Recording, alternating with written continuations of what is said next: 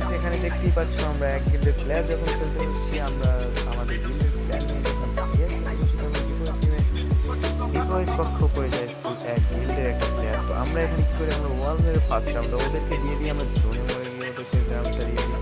তো এখন দেখা যাক সেকেন্ড রাউন্ডে দেখো আমরা একদম এক গিল্ডের প্লেয়ার উপরে যাই তারপরে আমরা দ্বিতীয় রাউন্ডে গিয়ে কি করি, দ্বিতীয় রাউন্ডে গিয়ে আবার একবার দেখা দেখো আমরা এক ঠিক আছে।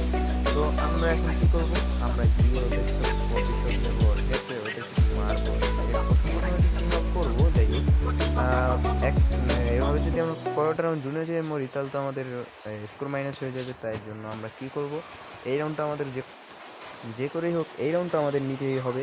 আর এই রাউন্ডটা যখন আমরা নিব তাইলে আমাদের প্রথমে টিম আপ করতেই হবে, কারণ টিম আপ না করলে মানে তারপরে আমরা আর কি করব।